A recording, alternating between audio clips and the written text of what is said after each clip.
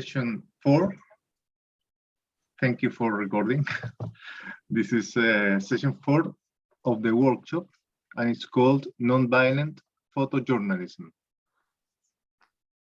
Its objectives are to learn about the elements to consider in the composition and selection of photographs to accompany a photo story or any other kind of article. To develop the idea of the look one uses when seeing the world. To prepare participants for the first nonviolent journalism photo story. So we have the prior reading, which is resolving conflicts through peace photography, Pittibelli. The point of view is always there, in brackets, in nonviolent journalism, Presenza 2022.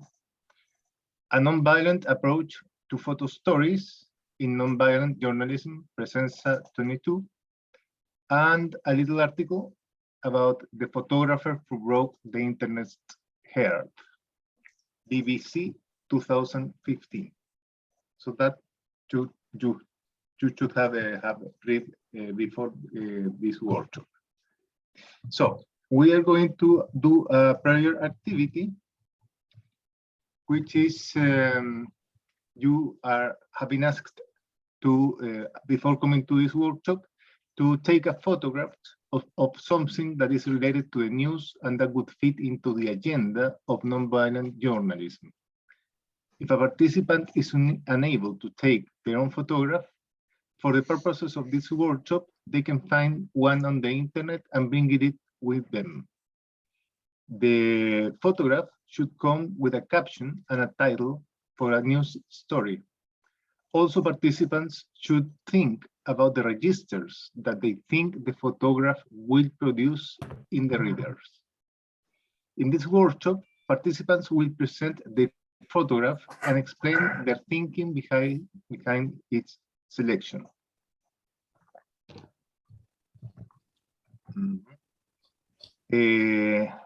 So we are going to have an introduction, a 10 minutes introduction for you students to share thoughts, questions from the previous session and or mentoring meeting. Do any of you have any questions, reflection, thoughts about the last Friday's session? No? Yeah. So we go then to the explanation, 2 minutes. This session deals with a nonviolent approach to photojournalism. Henrik Ibsen wrote, 1,000 words leave not the same deep impression as does a single deed. In the play Brand, Fire. After his death in 1906, this quote was plagiarized and paraphrased into what we know now as a picture speaks 1,000 words. So we have this picture of a girl with the hands together that you will see later when you receive this. Okay, here it is. So that shows a lot of interpretations, but the most common is a child is terrified, confusing a camera with a long telephoto lens or a gun. So,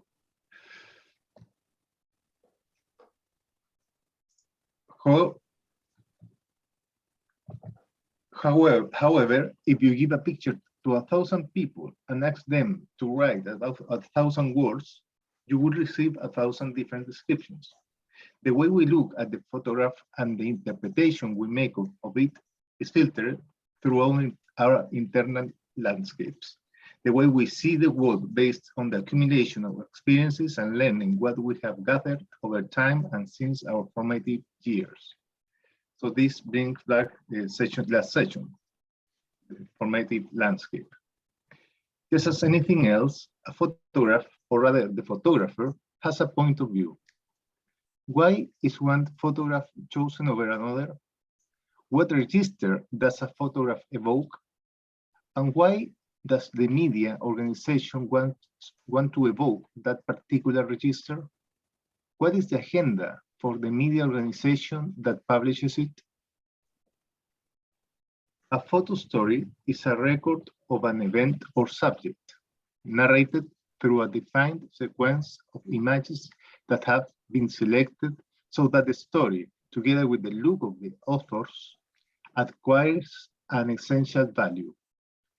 From our approach, the photographer's look is fundamental since it determines and gives coherence to the story. There is a general rule that one does not publish a photograph of dead bodies or mutilated people. However, this is not always the case, as illustrated by the photograph of a 2-year-old Alan Kurdi, who drowned off the coast of the Greek island of Kos when the boat carrying his other family members sank, killing all of them except for his father in 2015. The photograph prompted an outcry of horror, which led politicians in several countries to act in support of Syrian refugees. Now comes a presentation by David Anderson with examples of different pictures and photographs. 15 minutes.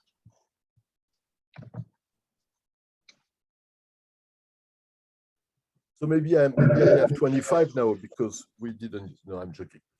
So so let's start. So normally this is what the photo reportage in mainstream media look like, and so that's really what we really want to work on, is to avoid this type of situation and to be able to give another tone to our work.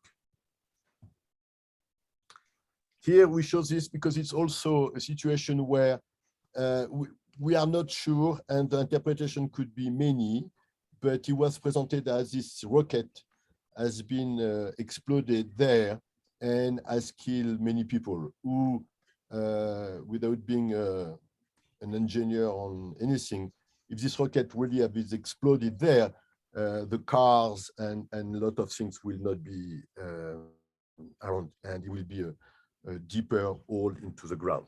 So we always need to look a little bit more closely to photos because they can be used in very manipulative ways. So Jacob Ruiz, who is a photographer who has been using the new technology at the time of the flash, was able to show the condition of living of people, immigrant community in New York City. And he became a very famous journalist, and is now followed in schools and by the immigrant community. He has building under this name because really he created a movement behind it for housing conditions and for work on the condition of immigrants. So photo could have a very powerful repercussion and transform the vision of the world we are living in. So this one, it's a very simple photo. By chance, I was on Friday, I was in Washington, D.C. when the Supreme Court in the US removed the protection by the Constitution to the right of abortions. And so people were starting to get together and protest and move them. And here I select this one because really this is the most important part, was to take the Supreme Court, and that's a building on the back, and have people with sign, so it's easy for us to use it in articles who talk about the issue of the abortion right in the US and maybe in other places. Here I select this one because it was an immigrant rally, and it was a mascot of Donald Trump, and I always had difficulty to use the image of Trump into articles, but I was more comfortable to use a puppet like this to illustrate articles. So sometimes we can use tricks to talk about things we don't necessarily like or approve, but who can illustrate the articles we want to carry on. And here again, it's a very simple photo. The quality is not it's not great, but it was for the World Trade Center. It was in the neighborhood, and you could exactly feel the situation in New York of what happened after the World Trade Center. Here it's just to show a very simple way to do press rallies in front of official buildings and so on and so forth. And really, it's a very powerful way for us to be able to use them in articles concerning immigrant rights, voting rights, and so on and so forth. And here, it was a rally for the NPT conference in New York. But the most important part here is to be at the right place at the right time. And here, that's a little bit a more tricky place of being able to be on the front of the line for a rally of 1,000 people and having the officials into the photo.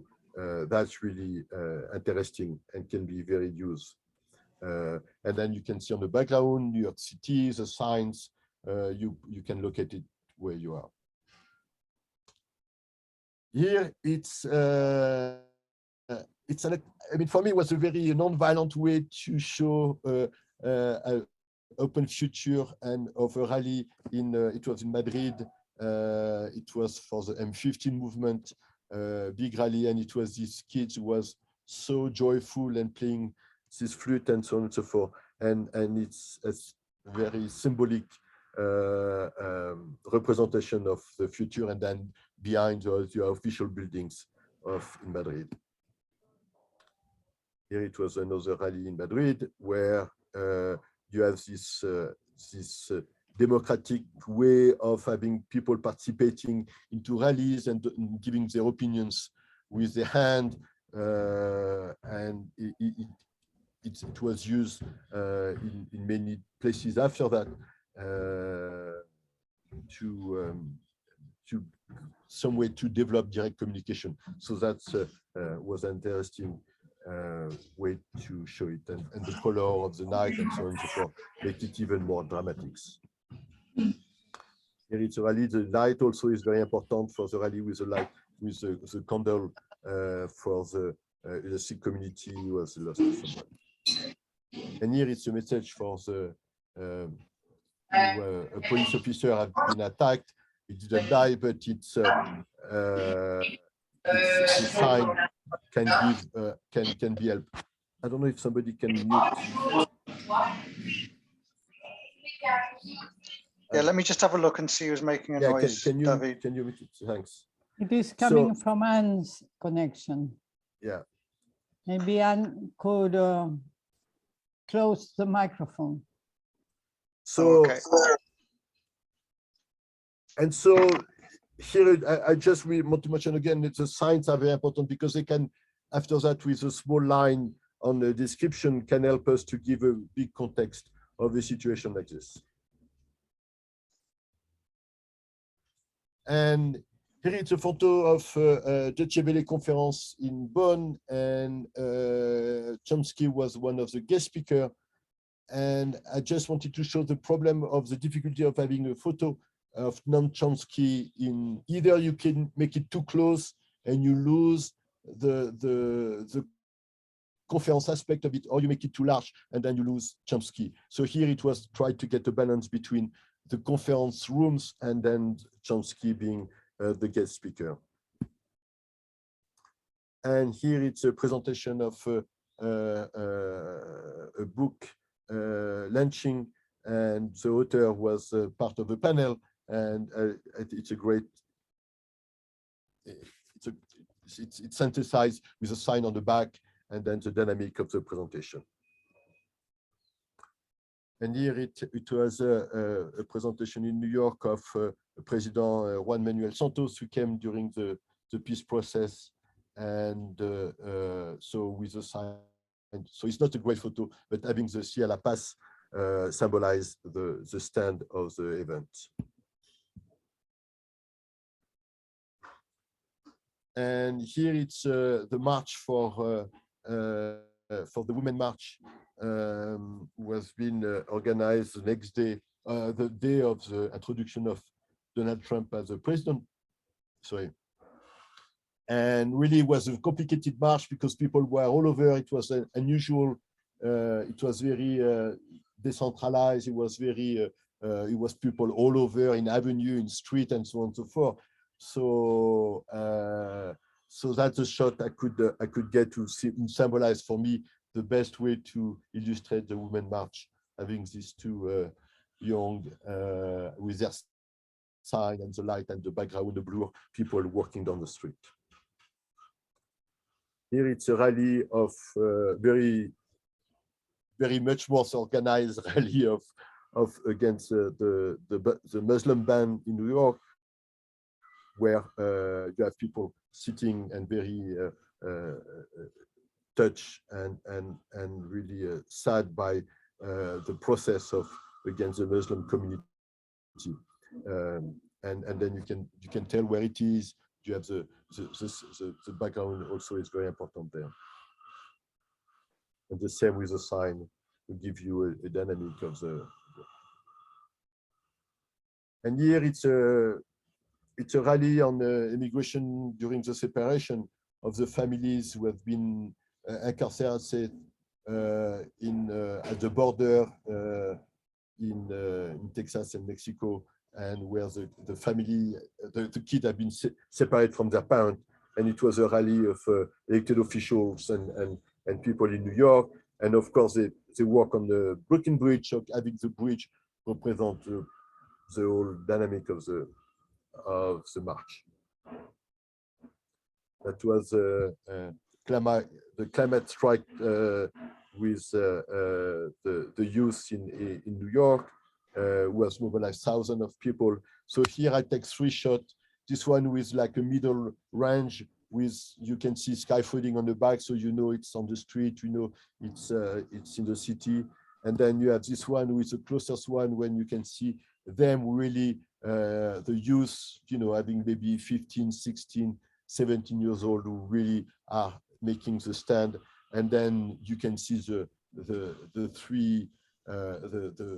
thousands of people and the level of organization with their sign, with their gloves and everything behind it. And so it gives you a sense of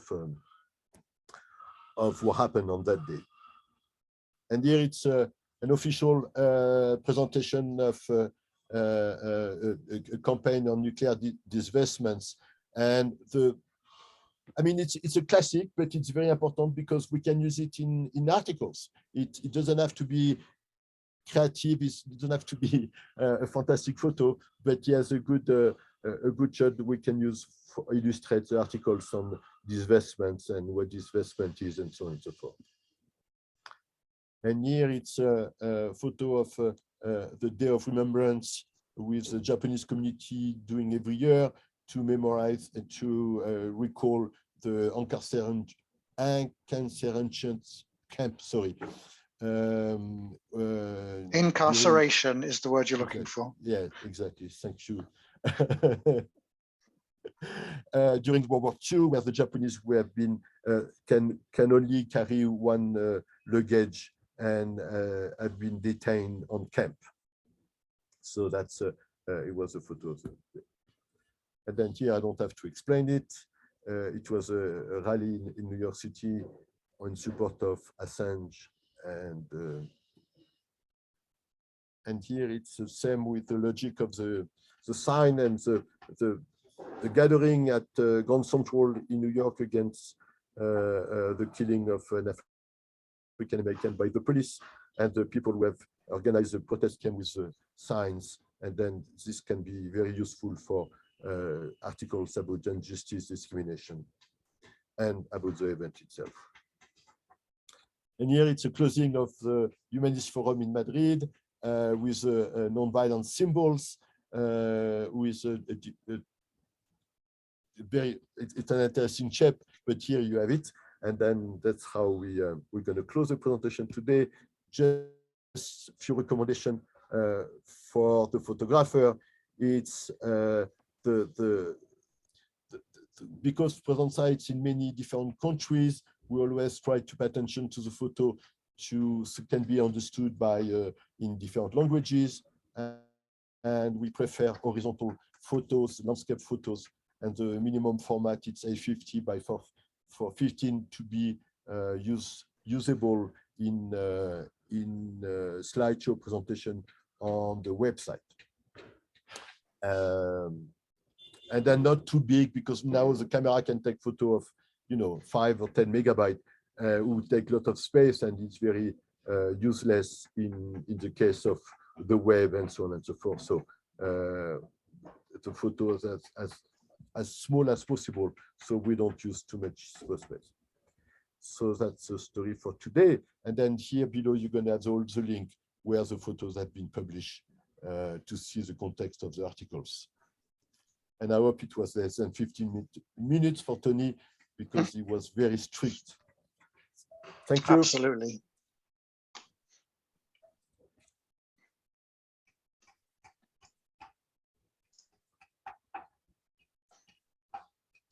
You're muted, sir. I know I'm muted. Now I'm unmuted. So thank you, David Anderson, for the presentation.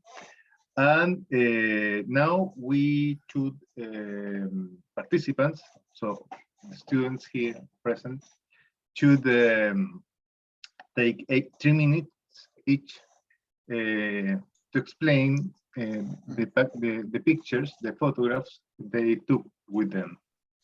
So each participant in turn presents their photograph together with a caption, a headline for an accompanying article, and a few thoughts about the registers that the image would provide to the viewer.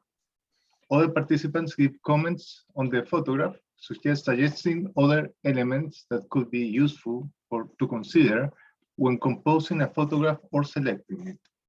Of course, the best photographs are taken without thinking, in the moment when an event is happening. Thus, a photographer will generally take hundreds of photographs over the course of an event, seeking the best conditions of light and composition in order to make the biggest impact with the audience. A good photograph should identify the place and the context of the story. Some of the best photos need no explanation. So, who brought pictures with them? Before we just go into that, David, let's just see, does anyone have any questions about David's presentation? Any comments, anything? We're all good? Okay then, so it's you guys' turn to present your photos. You can share your screen, or if you have problems with it, send it through to me and I can put them up, yeah? But let's go one in turn. Areti. Open the mic. Yeah. Okay, just give me a minute because I haven't saved it. Okay. No, I can. And now my computer is a little bit slow. So if someone wants to start first, Okay. I can go second. All right, Maisa, are you ready? Have you got your photo there? Yeah, I have a problem with my laptop though, because I couldn't connect with it, but I have the picture in front of me, so maybe I can flip the screen and show you the picture if it's possible. Go on then, let's see if that works. All right. Okay, it's this one. Can you see it? Yes. Yes. Okay, I took this picture last year. Honestly, it was in the 25th of July, 2021, when people went to the streets to revolt against the parliament.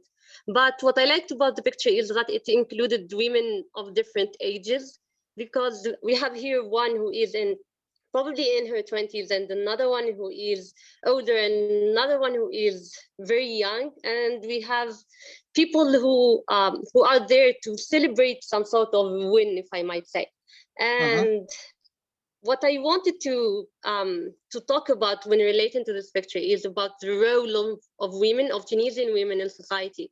And I was considering linking it to a poem that we have here, which is in Arabic, it's stated as Nisa'u Biladi, Nisa'un wa Nasf, which means the women of my country are women indeed. And it was a poem by a Tunisian poet whose name is Mohamed Sghayr Ouled Ahmed. And yeah, the emotions I want the readers to feel is to see how powerful Tunisian women can get. And also, I was considering talking about other successful women and the role of women, either in politics or in the country in general, because recently we have Ons Jebel, who became very powerful in tennis, and she became ranked #2 in worldwide, and she is currently playing in Wimbledon too. And the effect that she made in the country and how she is called by Tunisian people as the Minister of Happiness. And yeah, I wanted to talk about this, about the role of women in general, and linking it to the Tunisian flag, as you can see here. Excellent. Thank you. Thank you. Any comments from anyone? Horizontal will have been fantastic, but anyway, it's very good photo. Okay. Kat. Actually, wait, let's just see. Areti, are you ready?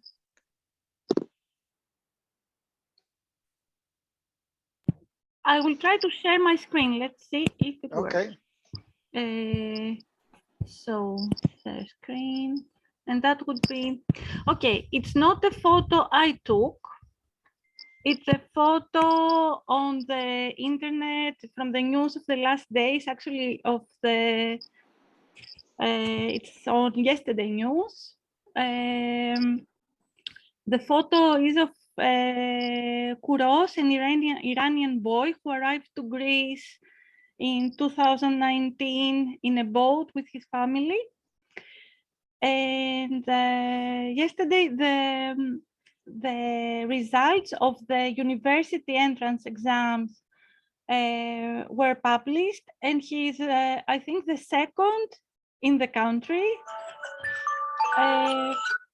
So I would like to talk about his story, living in a camp, about his difficult journey, his life in the camp, and the ability to learn Greek so fast in 2 years, and in the first of the university exams.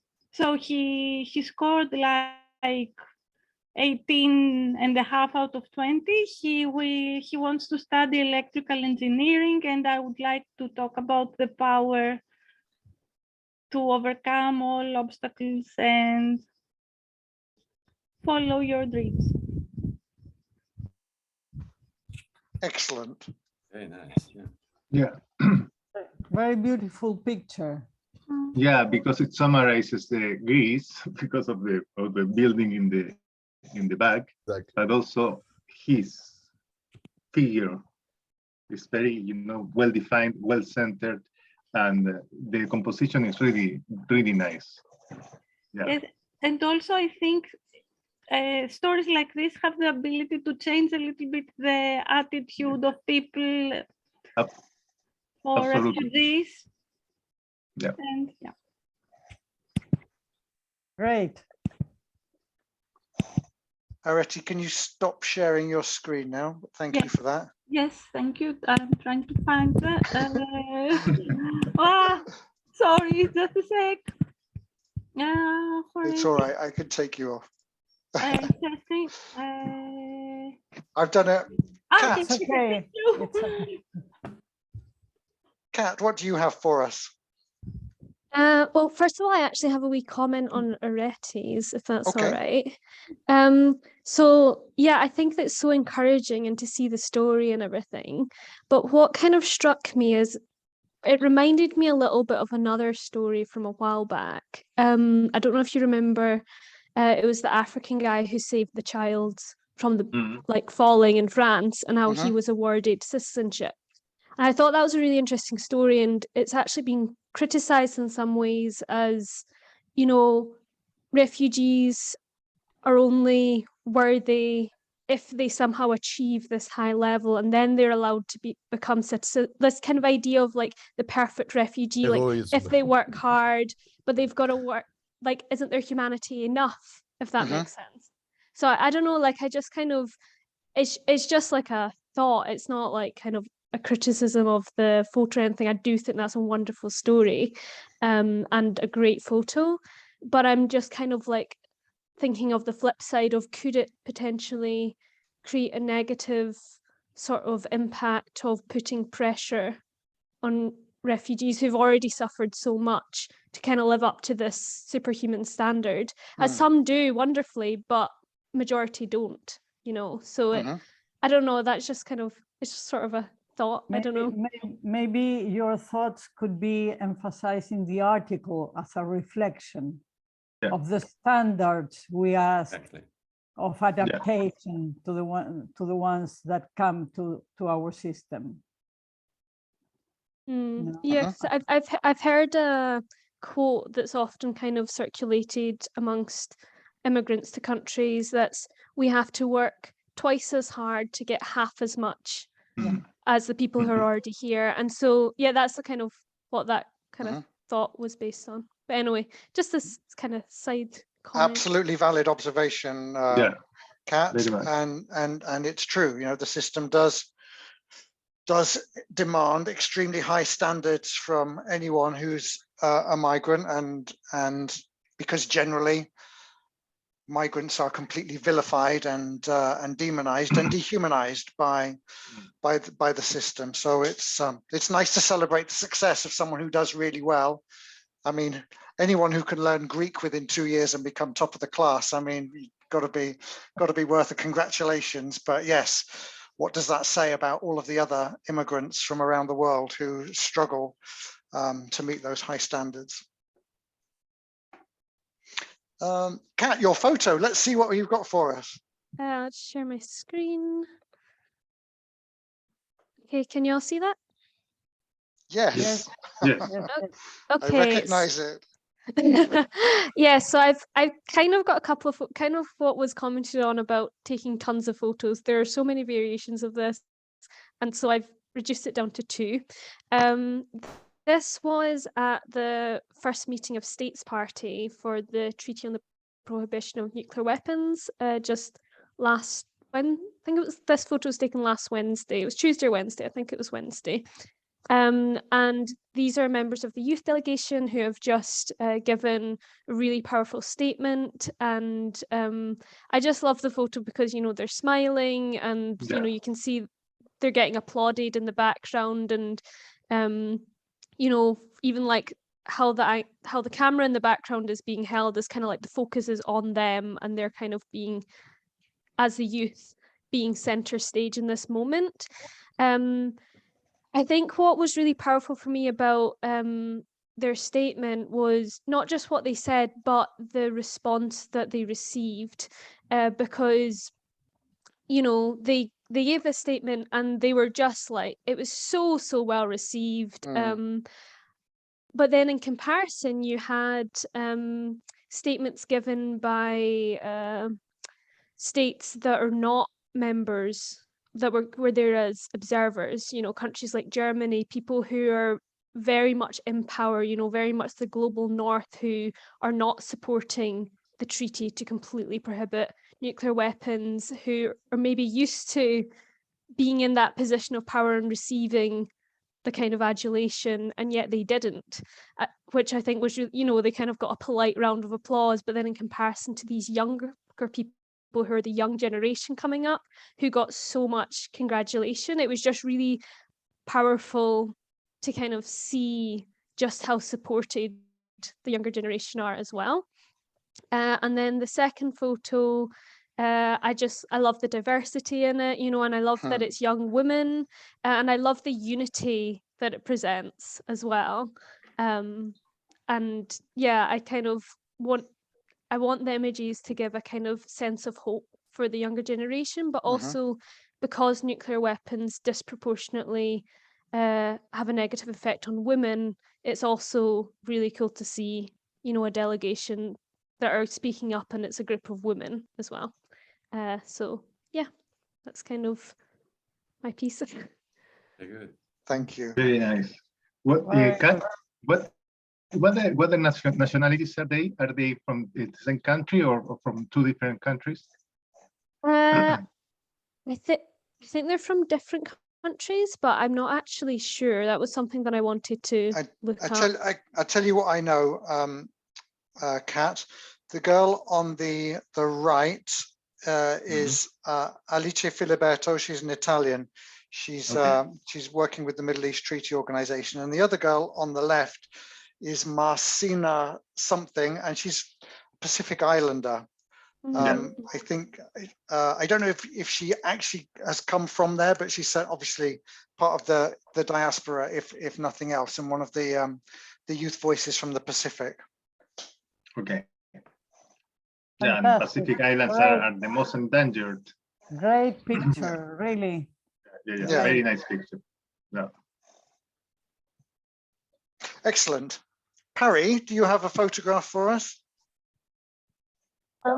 I didn't take it because it's just raining outside. I'm not going to be doing anything, but I found one. Okay. And I will try to show my screen.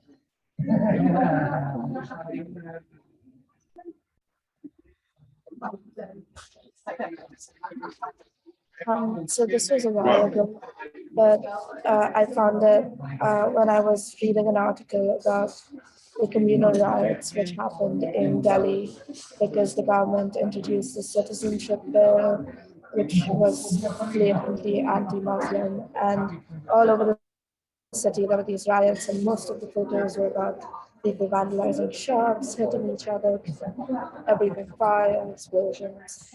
But then I saw this picture where you're still in the same city, but some people are trying to make it better for the people who had to evacuate their houses, and people have donated clothes despite being in the same situation.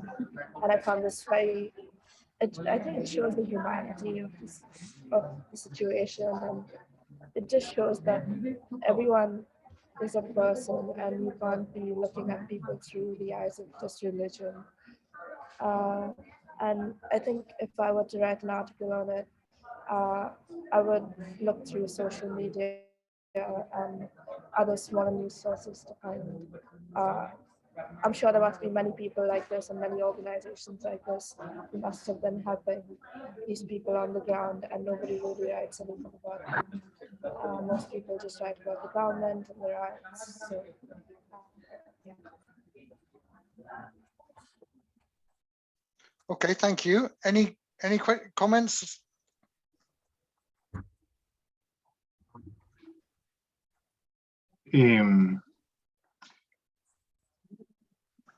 I'm not really aware of the situation in Delhi at the moment. Are these interreligious conflicts, clashes, or something related to natural weather disaster? This was I think last year, actually, and this was a religious conflict. So the government over here is really pro-Hindu, and they often introduce laws and bills which are blatantly anti-Muslim, and then they have riots. Thank you. Carolina? Yeah, hi, I'm right here. So what I didn't took a photo, but I chose a series of them that kind of tell the same story. So I wrote an article about live animals that were smuggled into India. So what me and Pia talked about yesterday was choose a series of photos to kind of like follow up the event.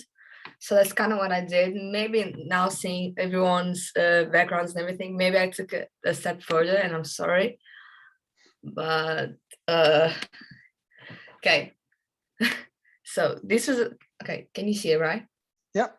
Okay, so this is the first photo I chosen because like it's the first thing they saw when going through the X-ray inspection.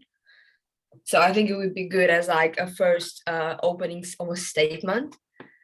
Then we have the second one, which is the security officers taking everything out of the bags, and you can even see, and you're going to see even close up after that, in the colorful boxes are the animals inside. Obviously, they were just like tossed around in the luggages, but then the officers carefully put them in places. The third one shows more of the one, because there were two luggages, shows more of one, and even shows ID of one of the passengers. And that shows this one because this individual still appears on the other one, and this was the headline of pretty much every article. And this is where it shows the turtles, which are in the endangered list species, in the international list. So this was actually my header chosen photo itself. Okay, I still have some more. Yeah, this still the same individual. I think this is a porcupine. No, it's not a porcupine. It's thank you so much.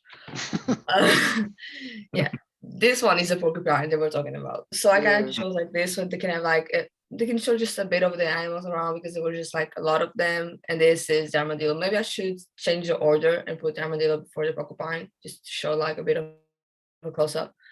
But I think it would look good as some sort of like a follow-up, just like, because when it's like something like animals, people are so like thankful and everything. So I think they'll be interested. I know I would, so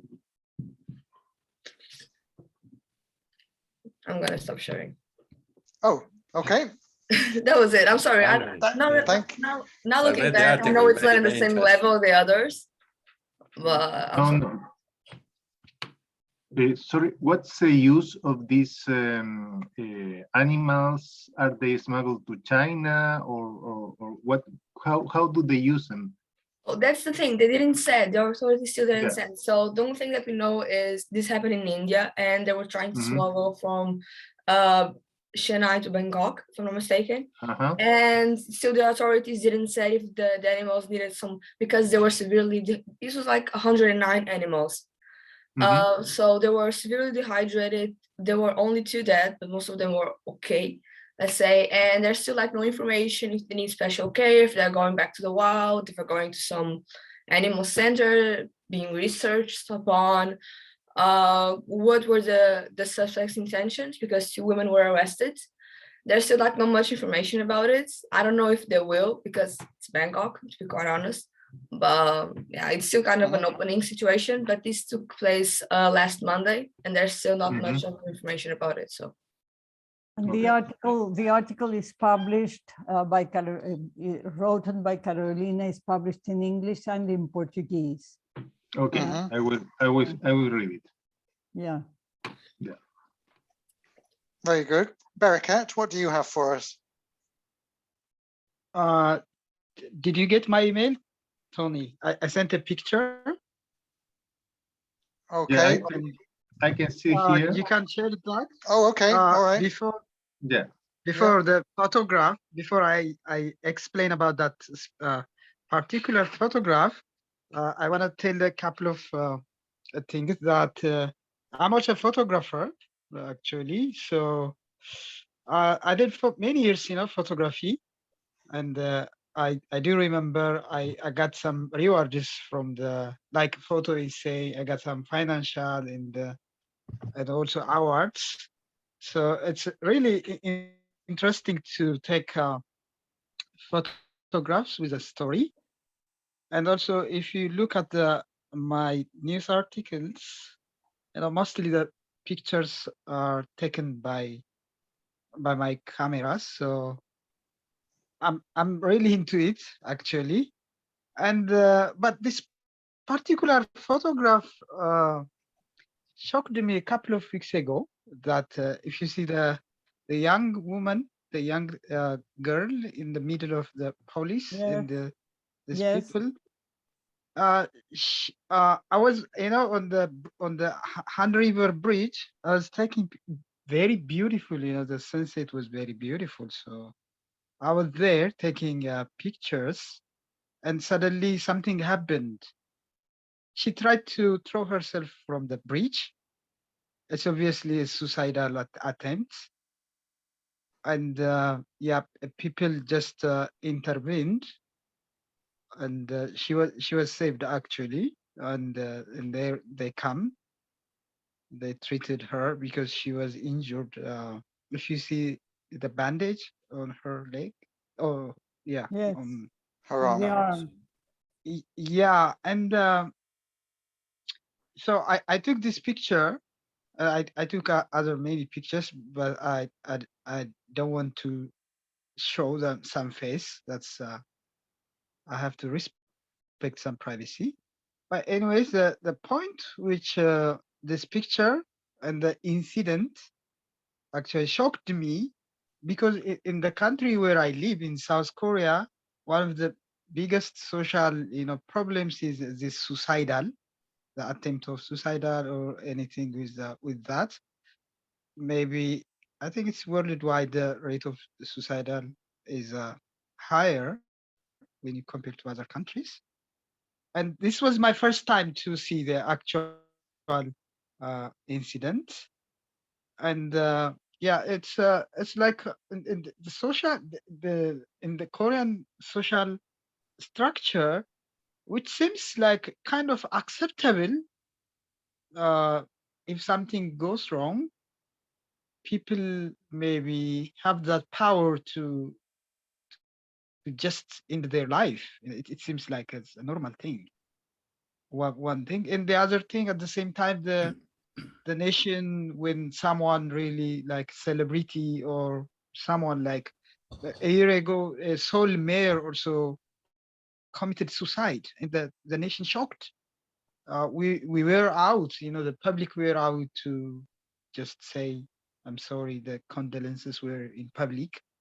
And I'm always confused whether this is really acceptable, or why. And at the same time, it shocked, when someone really important when commit suicide. So anyways, it seems like normal, like any scandal. It could be political or sexual or economical or corruption. Many people do commit suicide. So it's like obviously people, oh, just this happened. And so anyways, I couldn't sleep that night. I was like thinking a lot of things because of this incident. Anyways, thank you so much. So what's your opinion about suicide then, Barakat? Yeah, the same like them. I have this mixed feeling that I think words to live maybe in shame or in something like failure. But it's a big question because a very competitive society, so they really compete at just even the expense of their life. So it seems, and also that some things are really strange. For example, if you like save someone who is attempting, which is not even like appreciable, And I showed to my Korean friends and I said, oh, I saw this happening, and what do you think? And they ask how she like didn't do it. What happened? And I said, oh, the passerby saved her. Really? Are you sure? Have you seen them saving her? And some of them like they just don't believe that also. It's a kind of really confusion. So I don't know what to say even sometimes. And but I'm glad some people just did this heroic thing. So And yeah. in terms of violence, yeah, what kind of violence is going on here in this whole situation? What do you think is causing the this girl to consider killing herself?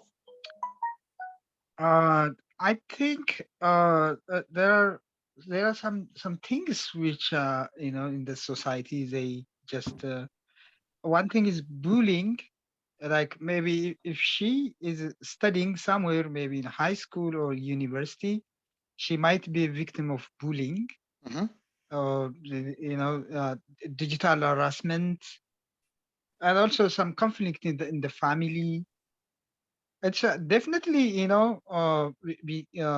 because of such things, there's such violence in family level, in society level, in friendship level, that mostly drive them to commit suicide. And yeah, because even during Corona, we had many news that they just jumped from building and from bridge, and the police always report all the roots of these things are conflict, in the family, violence, the workplace, things like that. So it's really deeply related, deeply rooted with the violence and this contentment, even in their own life. Yeah. So what you're talking reminds me of this film from your country called the Squid Game. The Squid Game. Do you remember El Juego del Calamaris in Spanish? Yeah, due to neoliberal competition, how people suicide and do anything to get into the higher positions, and not being able and failing, they suicide. I mean, in Japan too. It's a film from Korea, from South Korea. Yeah. But in Japan, it's even more. Yeah, also. Yeah. Also. Yeah. Yeah. I mean, suicide is a complicated subject, and there are. I mean, at the personal level, I think you have two levels on the suicide story. You have the personal level of the why, and then at the social level, you have the cultural aspect of it, with another aspect. We need to pay attention to our look at the story, and to go a little bit deeper culturally to see where this comes from. I don't know, it's my... Culturally, and also from the economic system. I mean, there's incredible amounts of economic pressure. It's a failure of the system from one hand. Yeah. Socially speaking, it's a big failure, suicide, from the system itself, socially. And then personally, it's a big crisis.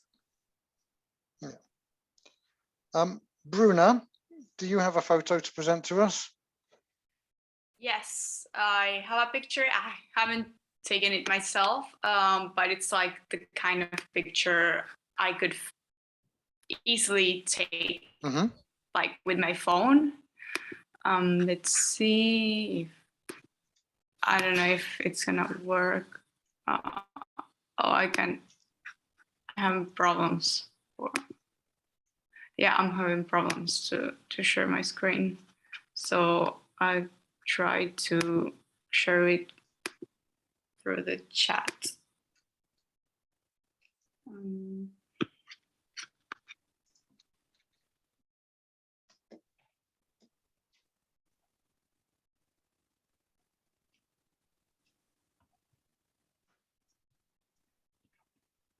Yeah, there I'm sharing it.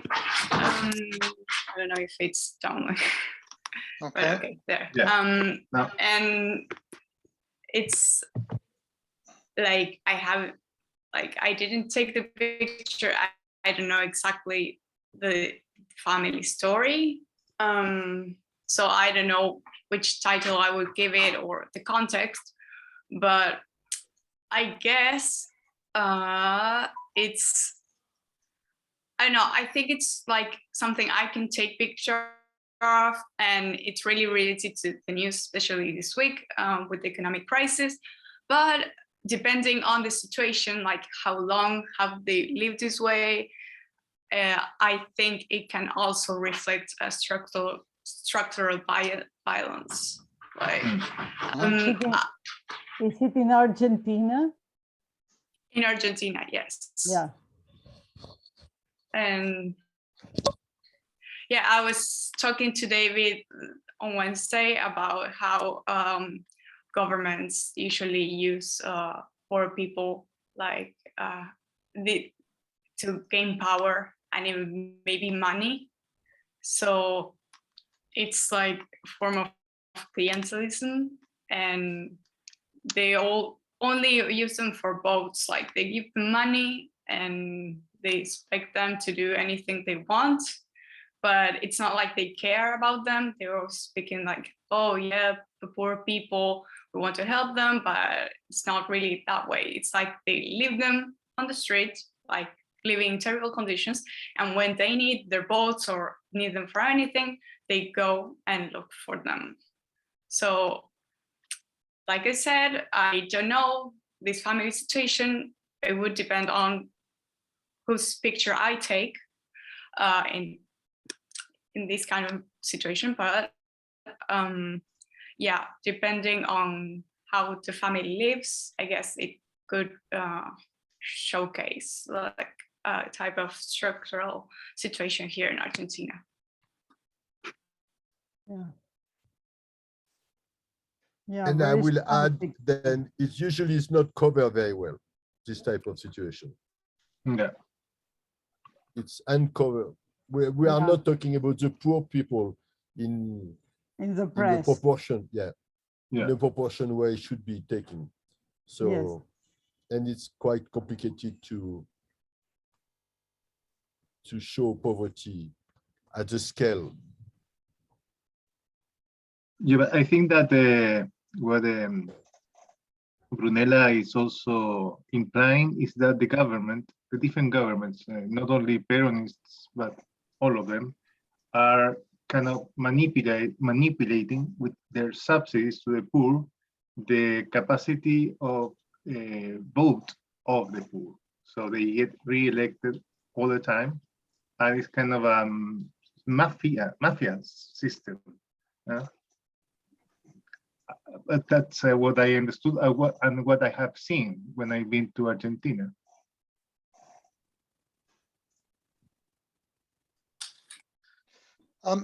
Okay, so the last one is Palkin.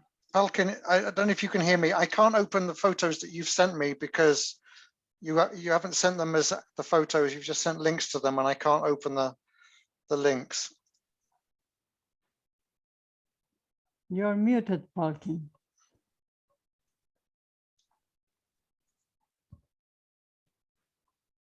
Maybe okay. If you can email the actual photographs and don't send the links, Palkin, then I'll have a chance to show them for you. She's asking just a second in the chat. Yeah.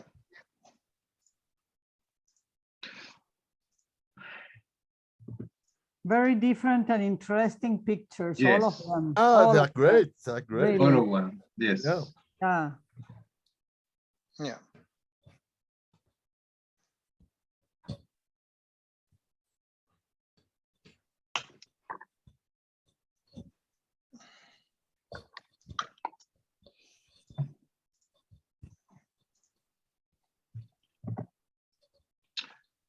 So, okay. So while we're waiting for Palkin's photos to come through, we can follow and all the considerations for selecting photographs, which is pretty much already talked about. When writing non-photo story articles, such as news reports, feature stories, opinion pieces, etc., it is important to accompany them with a photograph or illustration that is free from copyright. And then a long list comes, but let's see if, yeah. So, do you want me to read the full thing? No, I'll go through it, David. So the sources that are available is we have problems. Generally, news organizations have problems if we start publishing photographs from people where we don't have the copyright. So in Presenza, when we are looking for photographs to illustrate our stories, there are a number of places where we look for images. Wikimedia Commons is a great source there. Flickr, a lot of the photographs that you can find on Flickr are also available for use without copyright infringement. But can I add something? You can, absolutely. Sorry, it's we need the name of the guy who took the photo. If you put wiki comment, it's not enough. Yeah. We need, as a notion of copyright, the author gives authorization to publish a photo free of copyright only if you use the name they have in their bio of that photo on Wikicomment, and need to also sometimes specify the type of copyright it is. Yeah. So anyway, so we'll yeah. come on to that, because we're not talking about publishing anything at the moment. We're just looking for our sources of photos. Google Images is very good. Also, because they have a specific option within Google Images, which is described here in this document, which I will circulate, which allows you to find specifically the images that have Creative Commons rights given to them. So also national government photographs, so the White House, UK government departments, generally many countries have got their a source or selection of photographs which you can use, again, without copyright infringement. The United Nations as well, and their organizations, generally all of them will accept use of their photographs. Obviously, activist organizations, or any of the organizations that we are working with, when we go and cover their events, generally speaking, any civil society organization will be very happy for you to use their photographs. Again, as David said, when we upload the photograph into our photo bank, we would have a description and a credit to the person, so that the people feel that they're being recognized. And again, each media organization has its own photo bank. So in Presensa, if any of you stay around long enough to become editors in Presensa, we've got a database with thousands of images.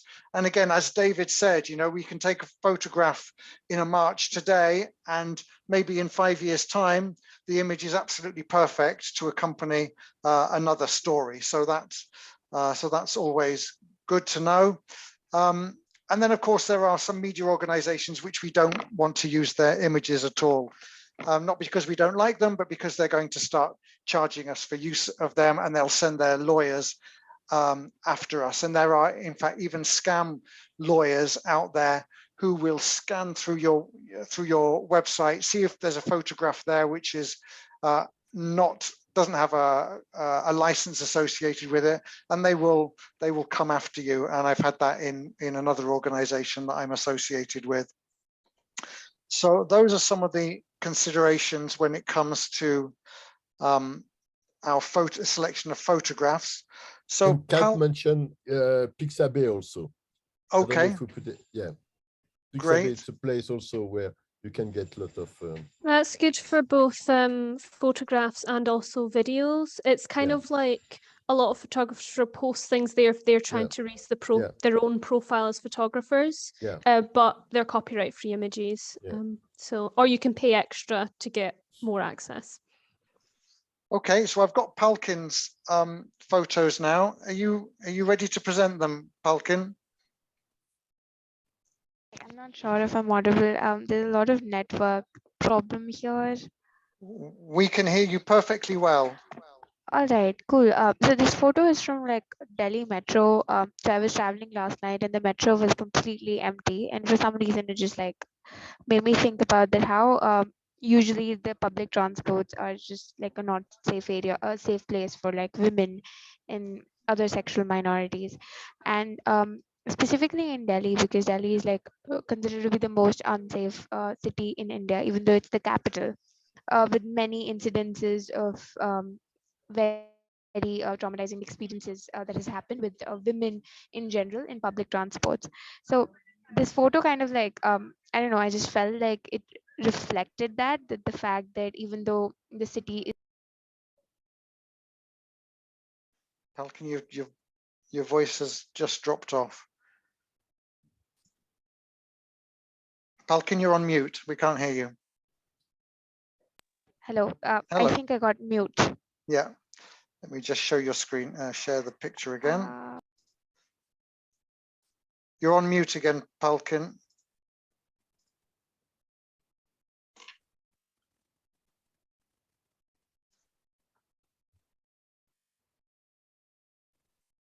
She's unmuted. She's muted. Palkin, we can't hear you. You're on mute.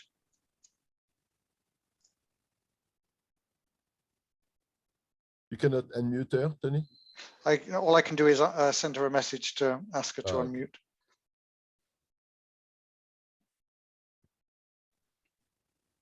Okay, let's have a look at Palkin's second photograph on the screen. Oh, it's another one. Okay, so just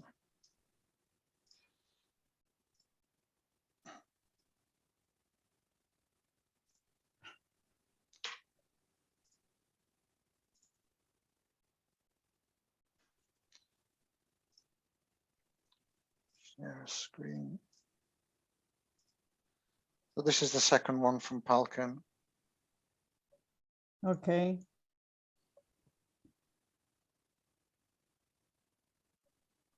Quite symbolic, an empty metro station, a metro train late at night. Yeah. And obviously raises issues for people's safety, whether that be men or women, honestly, but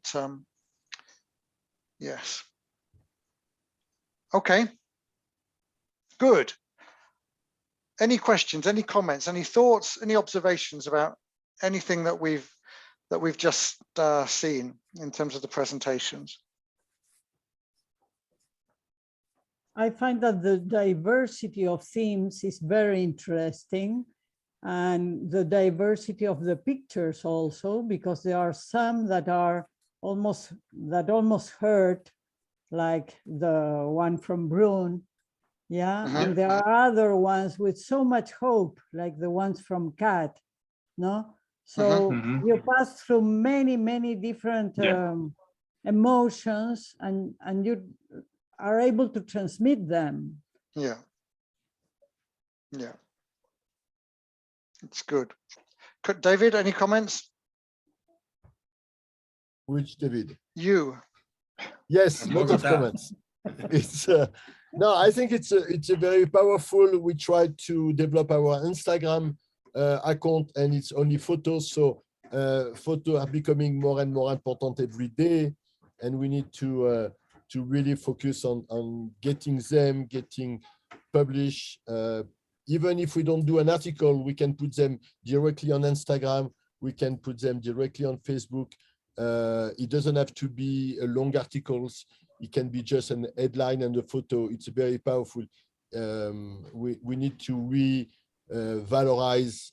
We change our value of what the photo means, because it's today's world. It's in some places it's only about photo.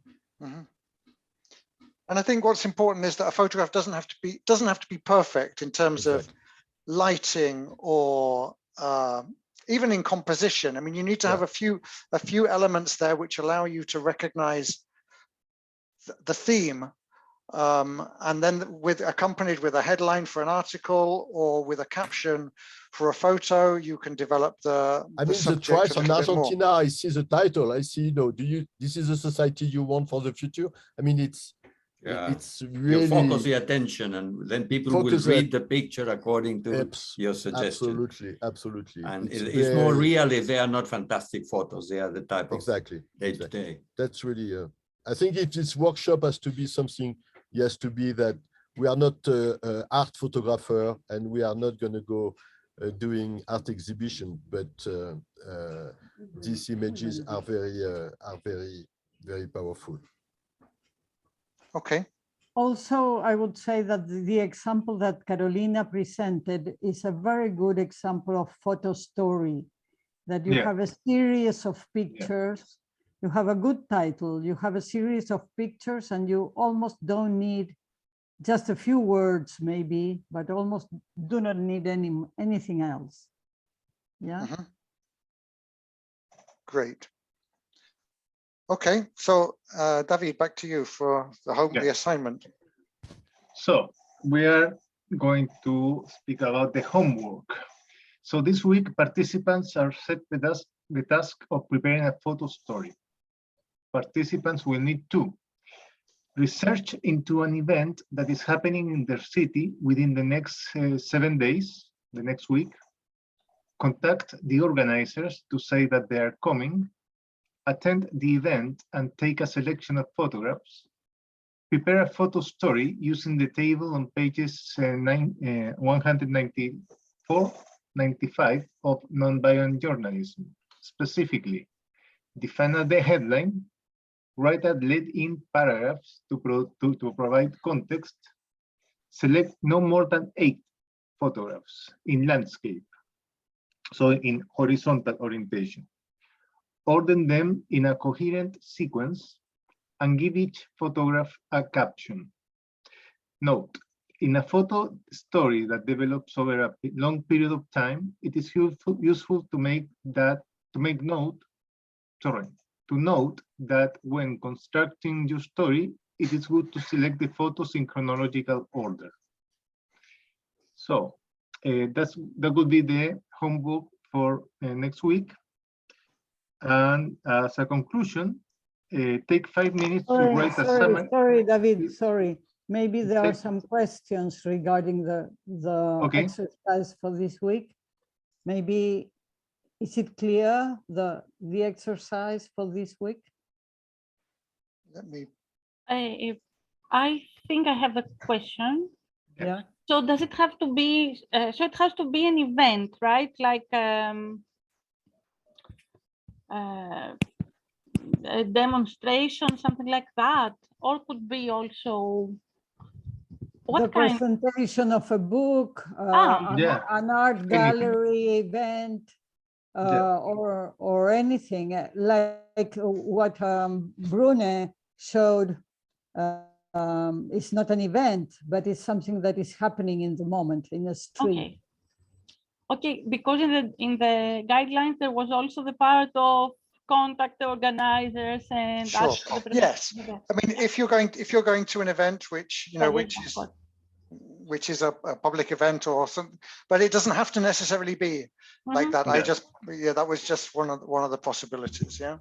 Okay. You could take observational pictures of life in Athens, and but if you take faces, very close faces, ask for their authorization or the contact, so it's easier to publish. And people sometimes love to be taking, so they can distribute the photo also when you publish them. So it's like the one I did with to ask their names and publish them with their authorization? Yes. Yes. Yeah, it's better. Okay. It's better. Okay. So. Just before that, I have a question. Yeah. Yes. So apparently I have a problem because I still live in the university accommodation, and I'm actually moving tomorrow to another one, but still in the university, and the university is empty.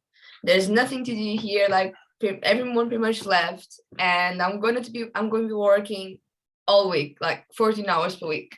Okay. How am I supposed to go to town, which is like an half an hour? The maintenance people who work on the building. The people who, yeah, because they are always under profile and they always have a story unbelievable. And it's a very powerful 1 or 2 photos with 2 or 3 lines, and then you are done. Where are you, Carolina? Actually, I'm in Essex. You're in Essex, okay. But yeah, like the thing is, like I can photograph, like the university is beautiful, it has lakes and everything, so I can photograph it empty. I think it would look like as a good impact, and maybe just like the security guards walking around. Yeah, exactly. There's not going to be an event. Like the event is going to be emptiness. Yeah. So, yeah. Like the metro that. Yeah. Basically, yeah. So if that's once fine. I did a very nice note article about the maintenance women in one university. It's very powerful. Yeah. Yeah. Okay. Very good. The guy who launched the People Television was the guy who did the first movie he did, was a maintenance woman. It was in Ecuador, and he filmed her in New York, working, 3 jobs, and after he followed her back to Ecuador, and the woman had the daughter who has been accidented by a bus, and he did the movie about this, the whole story of why she was working in New York, sending the money to Equator to pay for the medical condition of their daughter.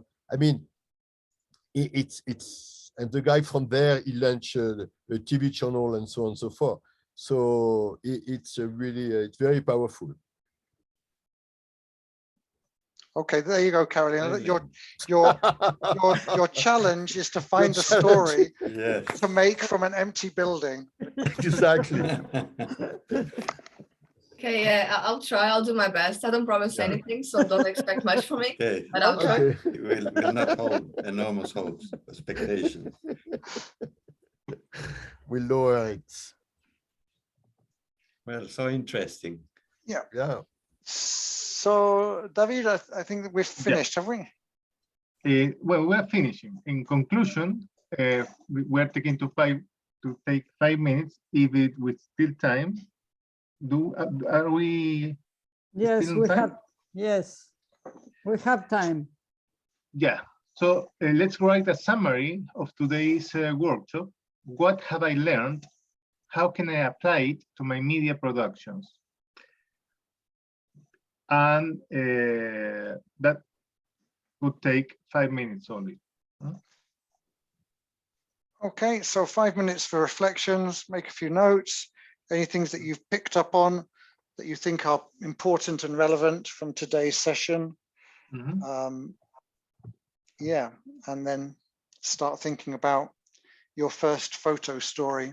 Well, not yours, Bereket, you've done lots of them, but for the rest of the group here.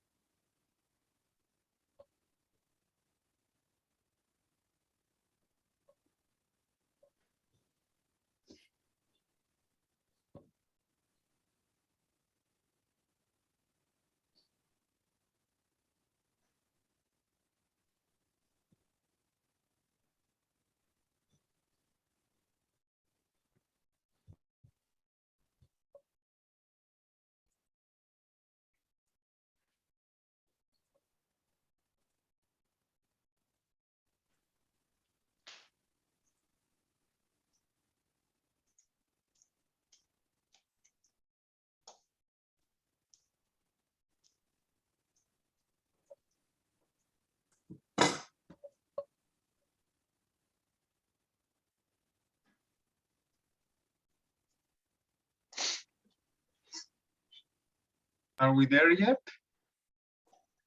Yeah. Yeah. Yes. Okay. So, are we going to share these conclusions? Or no, it's personal. No. Okay. So the outcomes, this is to finish, the outcomes. At the end of this workshop, the participants will be able to critically assess a photograph in order to understand the look of the photographer, search for images on the internet to accompany other kinds of articles besides photo stories, prepare a photo story for publication, considering the registers that the images may produce. Let's see if that actually is the outcome of this workshop or not. But you know, we designed it with that in mind. So let's see what happens. We'll know in the week when we start to see your photo stories coming in. Thank you all again for participating in this workshop. Next week we are going to tackle again. We're going to alternate into a more personal, profound topic of coherence and solidarity. So we're looking forward to seeing you next Friday. Have a great week, everyone, and we'll see you soon in your Minter meetings. Enjoy your pictures. Yes. Thank you. Take care. Have a nice weekend. Bye. Cheers. Bye. Thank you. Bye. Bye-bye. Bye.